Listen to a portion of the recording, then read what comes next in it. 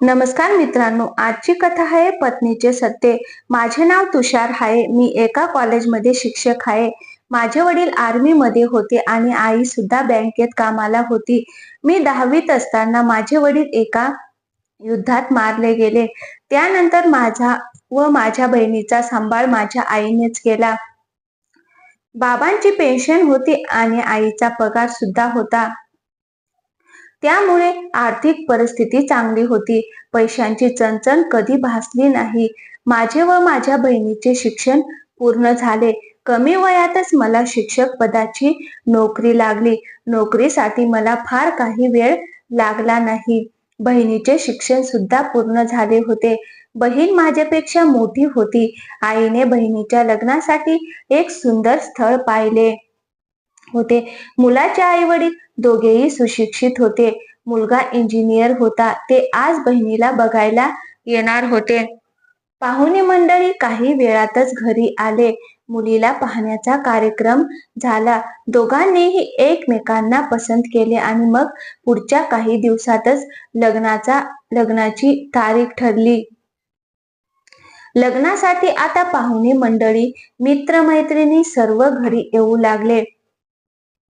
माझ्या बहिणीची एक मैत्रीण होती, जी साधी, सरळ आणि दिसायला सुंदर देखील होती. तिला पाहता क्षणी ती मला आवडली. मी तिच्याकडे बोलण्यासाठी गेलो, पण ती फारशी काही बोलली नाही. खरं तर ती जास्त कोणाशीच बोलत नसायची. जेव्हा तिच्या या मैत्रिणीबद्दल मी बहिणीला सांगितले, तेव्हा बहीण सांगत होती की ती फारशी कोणाशी बोलत नाही, कोणाकडे जास्त देखील जात नाही. माझ्या लग्नासाठी ती येणार सुद्धा नव्हती, पण मी तिला जास्त आग्रह केल्यानंतरच ती येण्यासाठी तयार झाली. आता सध्याच माझी ती मैत्रीण झालेली आहे, त्यामुळे फारसं काही तिच्याबद्दल मला माहिती नाही, पण ती स्वभावाने खूप चांगली आहे. तिचा स्वभाव मला खूप आवडतो, म्हणून तिला मी लग्नासाठी आग्रह केला होता आणि माझ्या आग्रहावरूनच ती इथे आली आहे. हे ऐकून तुषारला आणखीनच तिच्याबद्दल उत्सुकता वाटू लागली. आपली भावी जोडीदार जशी आपल्याला हवी आहे तशीच ही मुलगी आहे, असे त्याला वाटू लागले. आता लग्न करेल तर तिच्या सोबतच, असे त्याने मनाशी ठरवले. बहिणीचे लग्न दुसऱ्या दिवशी झाले आणि सर्वजण आपापल्या घरी गेले.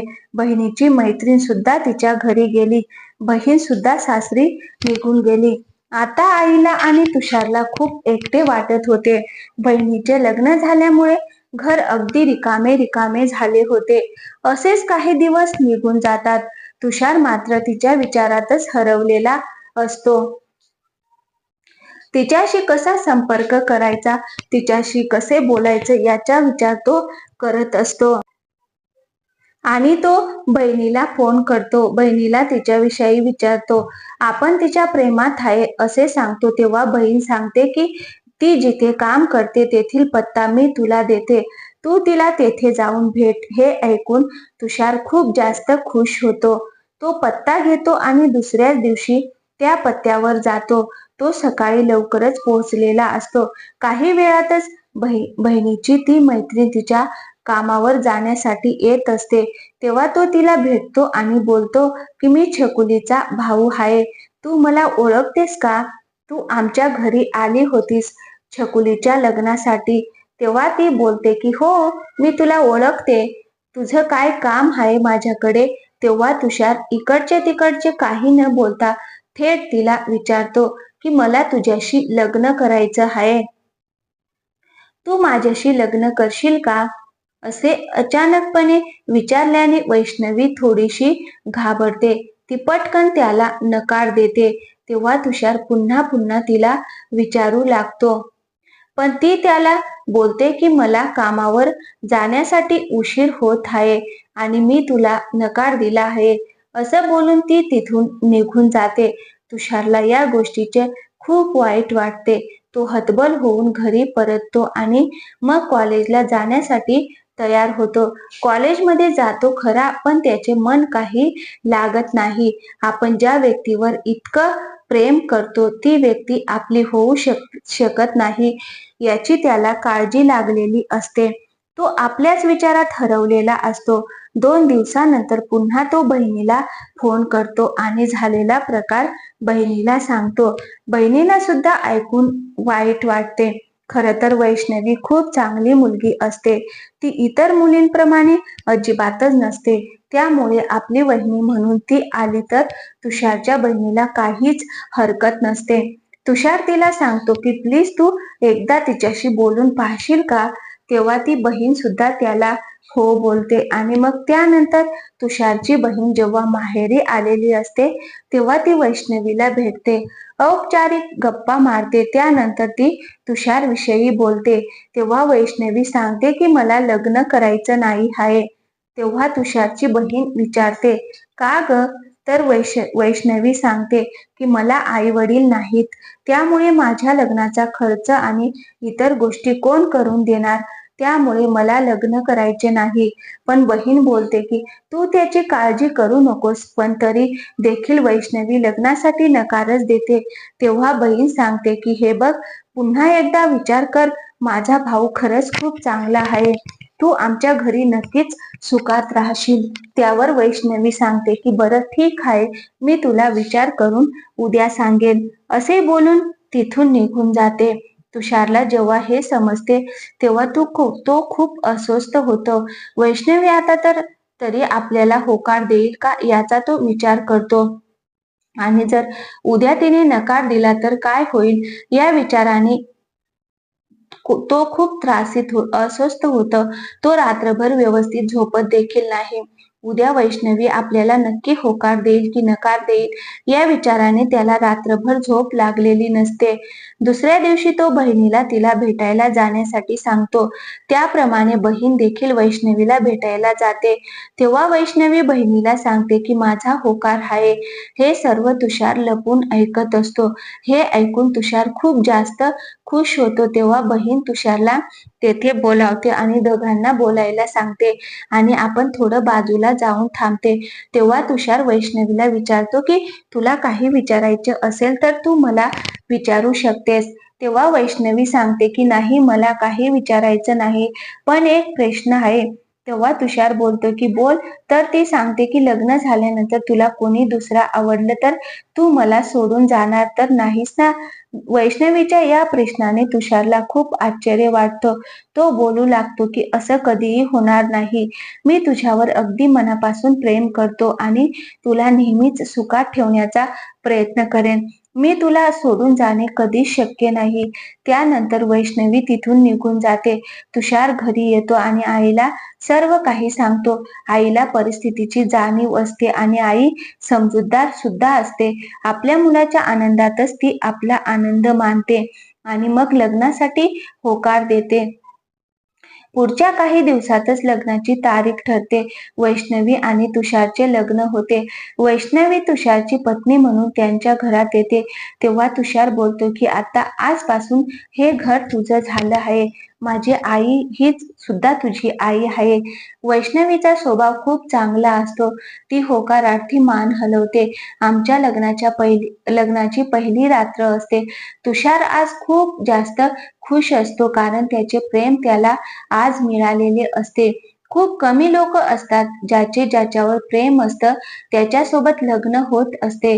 तुषार स्वतःला खूप भाग्यवान समजत असतो कारण की वैष्णवी सारखी पत्नी त्याला मिळाली होती. वैष्णवी रूम मध्ये आपल्याच विचारात हरवलेली असते. तुषार तिच्याजवळ जातो आणि तिला जवळ घेऊन सांगतो की तू कोणत्याही गोष्टीचं टेन्शन घेऊ नकोस. कोणताही विचार करू नकोस. मी नेहमीच तुझ्या सोबत राहीन. आता ते दोघे एक होतात. लग्नाच्या काही दिवसानंतर वैष्णवी तुषार व आईला विचारते की मी पुन्हा जॉब केला तर चालेल का? तेव्हा तुषारची आई आणि तुषार दोघांनाही काही याबाबत हरकत नसते. काही दिवसातच वैष्णवी कामाला जाण्यासाठी तयार होते. तिचा ऑफिसचा पहिला दिवस असतो. ती ऑफिसला जाते. एके दिवशी वैष्णवीला न सांगता मी तिला घरी घेऊन जाण्यासाठी तिच्या ऑफिसमध्ये जातो. तेव्हा मला समजते की वैष्णवी खूप आधीच ऑफिसमधून बाहेर पडलेली आहे. हे ऐकून मला थोडे आश्चर्यच वाटते आणि मी सरळ घरी येतो आणि आईला विचारतो की वैष्णवी आली आहे का? तेव्हा आई सांगते की हो, वैष्णवी आली होती, पण ती घाई गडबडीतच कुठेतरी निघून गेली. हे ऐकून मला आणखीनच अस्वस्थ वाटू लागते. मी तिला फोन करतो, पण तिचा फोन काही लागत नसतो. आता आई आणि मी दोघेही काळजी करू लागलो. ती कुठे गेली असेल आणि का गेली असेल याचा विचार मनात येत असतो. मी आणि आई काळजीत असतो. काही वेळातच वैष्णवी घरी येते. मी तिला प्रश्न विचारू लागतो की तू कुठे गेली होतीस आणि फोन सुद्धा तुझा बंद आहे. तेव्हा वैष्णवी सांगते की मी घरातील काही सामान संपले होते, ते आणण्यासाठी बाजारात गेले होते. असे बोलून ती किचन मध्ये जाते. रात्रीचा स्वयंपाक होतो. आम्ही सर्वजण एकत्र जेवण करतो.